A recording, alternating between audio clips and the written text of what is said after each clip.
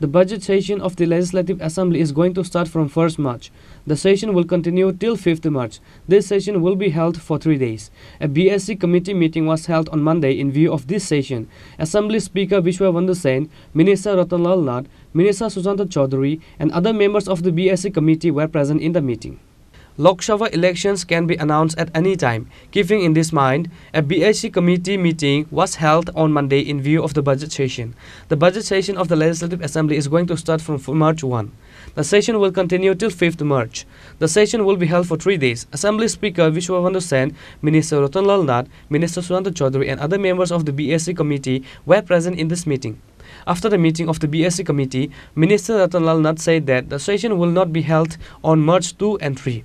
On the first day of the session, the demand for allocation of additional expenses will be presented first. Then the budget will be presented.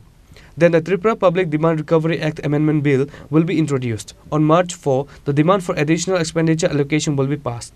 আমরা জানেন যে আগামী 1 March থেকে আমাদের বিধানসভা অধিবেশন বসছে, বাজেট অধিবেশন, এবং যেহেতু বাজেট অধিবেশন এটা অবশ্যই গুরুত্বপূর্ণ, কিন্তু সাথে সাথে নির্বাচনের দামামা বেজে গেছে। সুতরাং আমরা তাড়াতাড়ি নির্বাচন ঘোষণার আগেই আমরা বিধানসভা অধিবেশন শেষ করতে চাই, যাতে সমস্ত বিধায়করা, মন্ত্রীরা, অন্য যারা আছে সবাই যেন নির্বাচনে কাজে তারা অংশগ্রহণ করতে পারে। সেই জন্য আমরা আমাদের বাজেট অধিবেশন আমরা 1 তারিখ থেকে 5 তারিখ পর্যন্ত অধিবেশনের সর্বসম্মতিক্রমে সিদ্ধান্ত গ্রহণ করেছি। প্রথম দিনেই সাপ্লিমেন্টারি গ্র্যান্টস অর্থাৎ অতিরিক্ত ব্যয় বরাদ্দ, যেটা গত বিধানসভা অধিবেশনের বাজেট, গত বছরের বাজেটে যে সাপ্লিমেন্টারি গ্র্যান্টস এটা প্লেস করবে প্রথম। এরপরেই অর্থমন্ত্রী বাজেট ভাষণ করবেন, প্রথম দিনে বাজেট ভাষণ করবেন। এরপরে কোশ্চেন থাকবে এবং বিএসসি রিপোর্ট থাকবে, রেফারেন্স কলিং থাকবে, এবং সেদিন নতুন একটা বিল প্লেস হবে।